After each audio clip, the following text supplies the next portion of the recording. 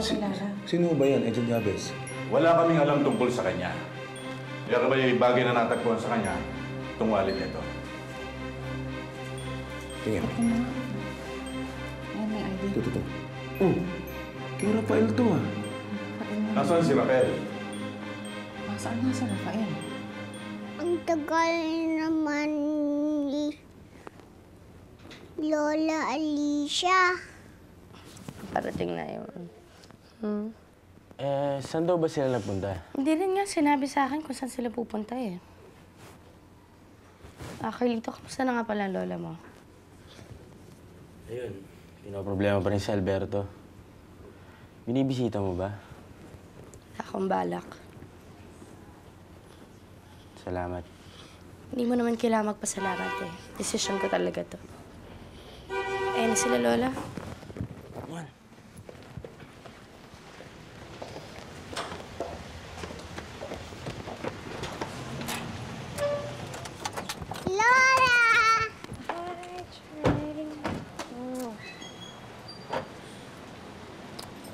Hi, ma.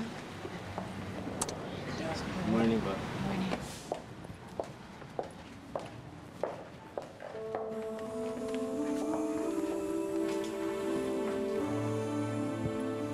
Rosa Camila.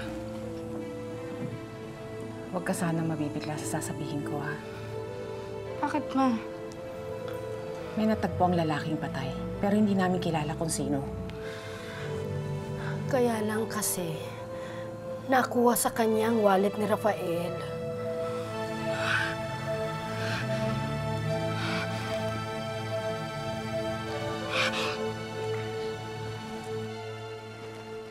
Asturias. Good morning, Mr. President. Buti naman, nakikilala niyo ulit ako. Ang huling natatandaan ko, tinapon ni Luminada ang mga gamot ko sa trash can. Kaya natakin naman ako ng sakit ko ng matindi. Ano na ang nangyayari sa labas? Well, Mr. President, nagrarally na ang mga taong bayan. Isang linggo na sa ospital si Alberto. And they're clamoring na ilipat na siya sa Muntinlupa. Kumusta na siya? Well, according to Iluminada, hindi pa raw magaling.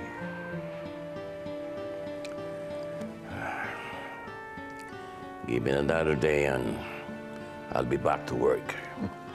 I wish I could tell you to take your time, but time is of the essence now. Like, maybe we need your signature here, Mr. President.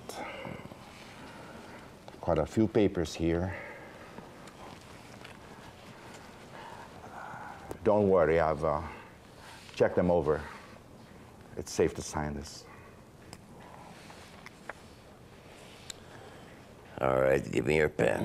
Okay, here we go. Iluminada, isipin mo, ako ang vice-presidente, pero hanggang ngayon, hindi ko pa nakakausap ang aking presidente. Kagagaling lang niya sa sakit, Romina. Ngayon naman, busy siya. Kagagaling lang sa sakit? O may sakit pa? Bakit? Hindi mo ba siya napapanood sa TV?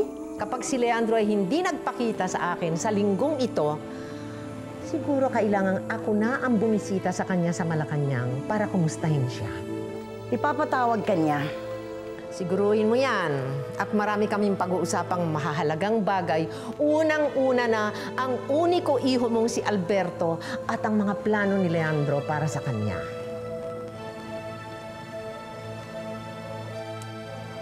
You should have been more forceful, Romina.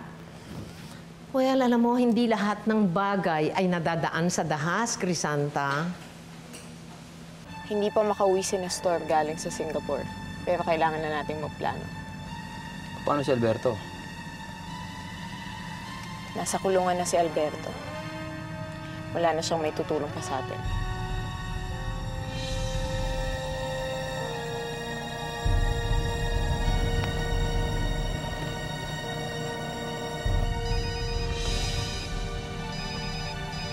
Hindi mo sagutin.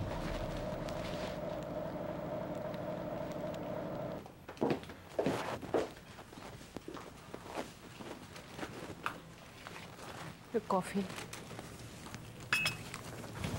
Thank you.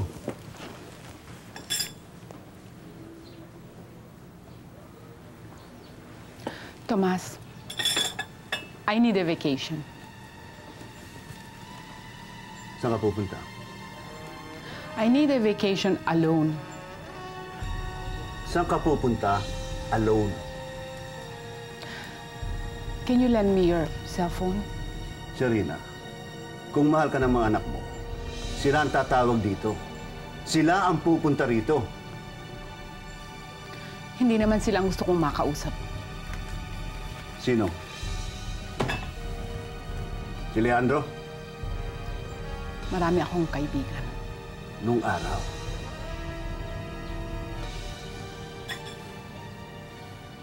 Hindi pa rin nagbabago ang desisyon ko tungkol sa aking anak na si Alberto Montemayor. Oras na gumaling siya sa tama ng balang tinamo niya nung i-hostage niya si Vice Presidente Salgado at ang mga panauhin nito. Dediretso siya sa Muntinlupa. Walang kamakamag-anak sa akin. Hindi rin ako makikialam sa investigasyon na gagawin ng Senado tungkol sa hostage crisis. At tungkol naman sa moratorium,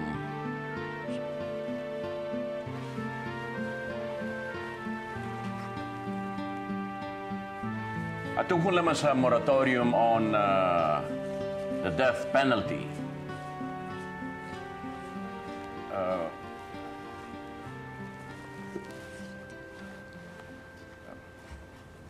pag-aaralan ko itong mabuti. Okay, I think that will be all for now. That should do. Okay. Pwede na yun, pa-edit mo na lang and palabasin mo na lang as taped as live. Okay? Okay. You can call your networks now. Thank you. Thank you.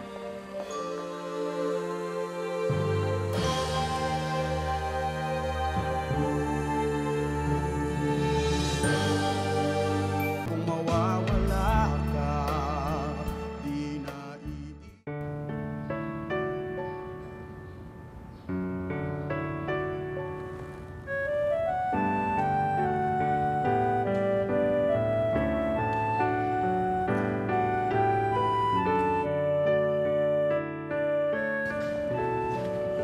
Good morning, madam.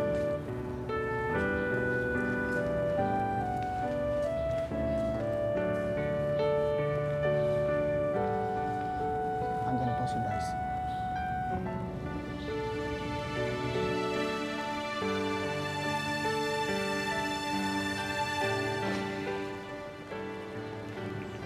Your Eminence, my grandson Carlos Valiente Jr.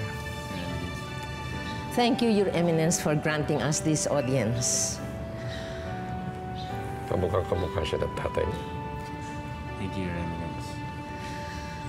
Your Eminence, I know the churches stand on the death penalty. However, I also know your passion against heinous crimes. Hindi kailanman kakampi ang simbahan sa anumang karahasan. Alam ko po yon, Your Eminence, kaya panatag naman po ang aking kalooban kahit nakikita ko kayo sa Malacanang. Katarungan para sa mga hostage victims! Katarungan para sa mga hostage victims! Ikulong si Alberto Montemayor! Katarungan ang death penalty! Ikulong si Alberto Montemayor! Katarungan para sa mga hostage victims! Hoy! Sumigaw ba kayo? Para marinig na tayo! Katarungan para sa mga hostage victims! Katarungan!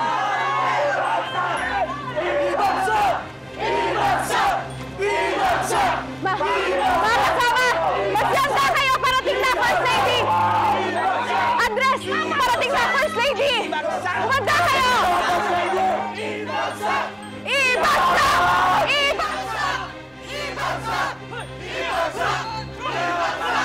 Ibagsak!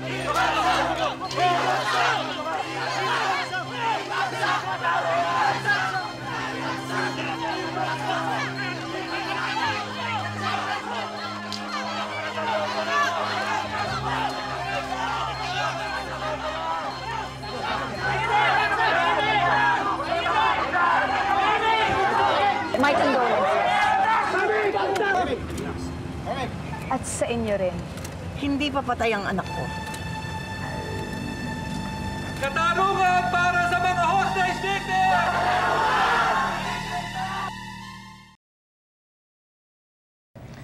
May mga narinig akong reports na may mga gusto daw magpapatay sa kapatid ko rito. And at the same time, may gusto na magpatakas sa kanya dito. Pero mas gusto kong maniwala na meron talagang gusto magpapatay sa kapatid ko rito. Wala po mga kalapit dito na hindi dadaan sa at least 4 na security check, Miss Montemayor. We want him alive. Kung may kasalanan naman siya, dapat pagdusahan niya sa batas ng bansa. Hindi sa batas ng ilang tao lang. He need maximum security. Understand? Yes, General. Yan lang.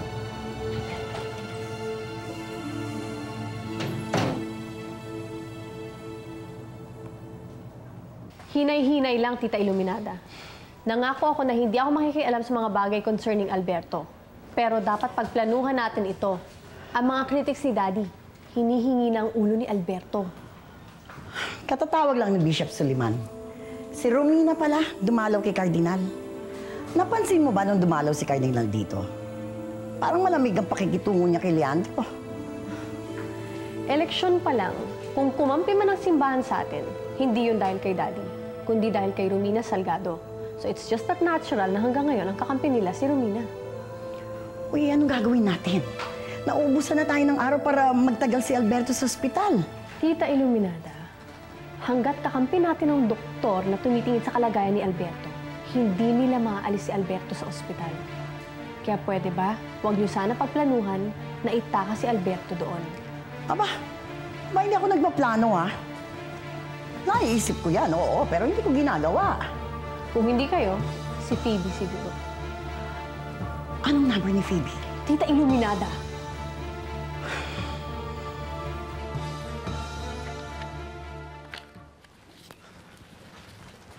Rosa Camila, natagpuan si Rafael sa isang ospital. Bugbog sarado.